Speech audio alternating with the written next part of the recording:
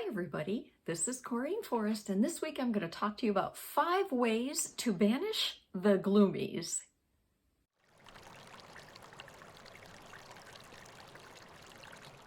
All right, so what exactly are the Gloomies? Well, the Gloomies can strike for many different reasons, and here in Michigan in March is a pretty good example of a time when the weather can do that. You know, where winter's kind of over, but spring isn't here yet. The snow's melted, but everything is just sort of muddy, so it's dreary, and it's real easy to become dreary yourself. And that is what I am defining as the Gloomies. Now, this can also be like pandemic induced. It can be hormone induced, or it can even be induced by a person. And one of my favorite quotes is, "Did you have a bad day, or did you just have a bad 5 minutes and milk it for a day?" So sometimes people can induce that for us.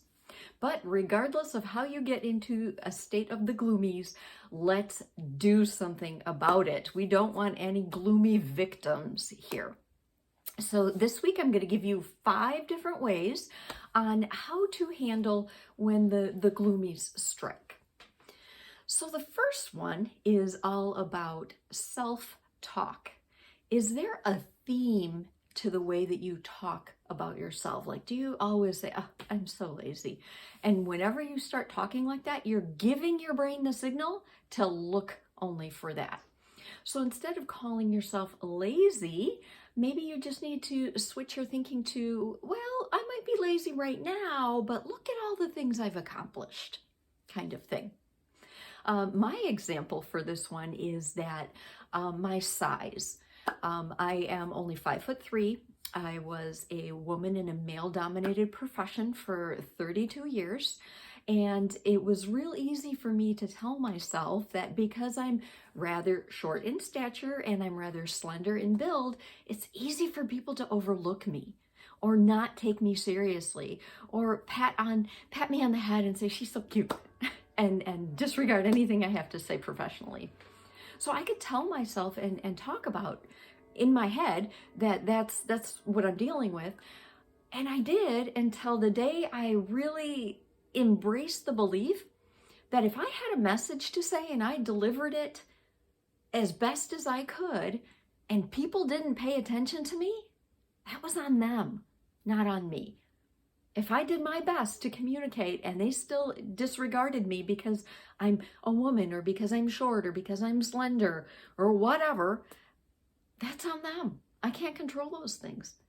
So my self-talk changed. Second tip is to reclaim yourself. This one is going to sound a little strange, but it can be a really enlightening exercise. Sit in front of a mirror and talk to yourself. Really tell yourself who you are inside. Now, it's probably my engineer brain that made me come at this. I just couldn't do it at first. So I had to start with the physical. I sat in front of a mirror and said, "You know what? I like that you're not overweight. I like that your skin looks really good," kind of thing. So I started with the physical. Then I could move on to my accomplishments. Well, I really like the fact that I have a couple of degrees here. I really like the fact that I got an official coaching certification. You know, and then after I did the physical thing and then my list of accomplishments, then I was kind of in the mental space to go inside and I could really look at what kind of person it took to maintain her weight despite 25 years and 2 children passing. What kind of woman did it take to get those 2 degrees or to get that coaching certification? So start with the physical, then go to your accomplishments, and then go inside. All right. Third number tip, and you've heard me talk about this one before, is to journal. And really, I've talked a lot about my happiness journal, which is just a journal that I keep. Every morning I write 2 or 3 things that made me happy from the day before, and it could be really simple things like the sun was shining, or there's a cardinal in my window and it's really pretty to look at.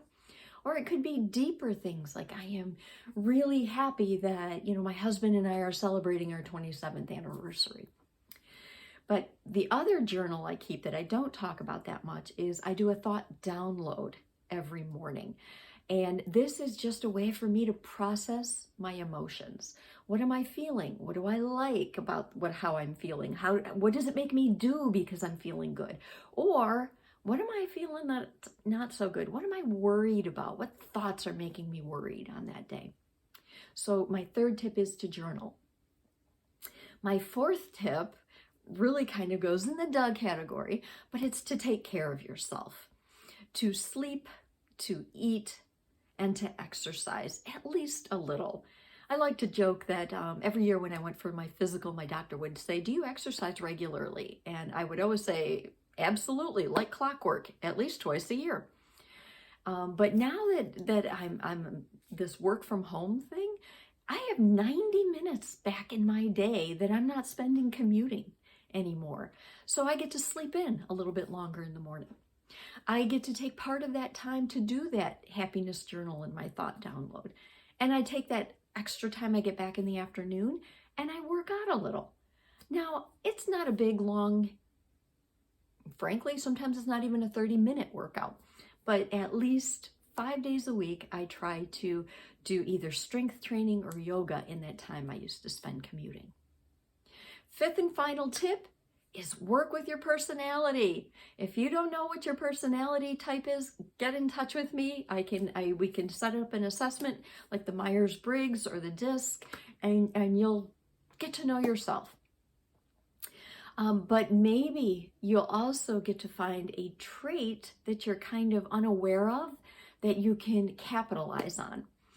And my example here is that I am an extrovert. Okay. And I guess I've kind of always known this because my parents used to actually pay me to stop talking when I was a kid. Really good sign, right? Also a very lucrative career when I was young.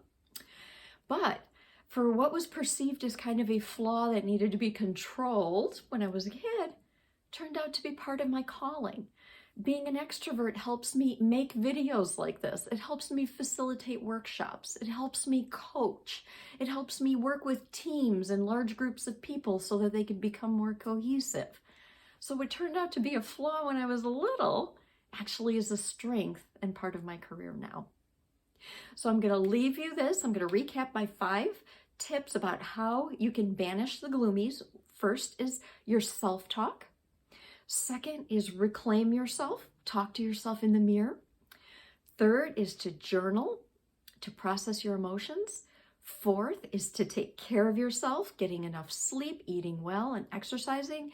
And 5, work with your personality. What are your strengths? So leaving you with this for the lighter side this week is I have a bumper sticker on my car, which I finally own a car instead of leasing it, so I can put a bumper sticker on it. And it says, "Honk if you think I'm amazing." And then I just wait at the green lights until I feel really good about myself. Talk to you next week. Bye-bye.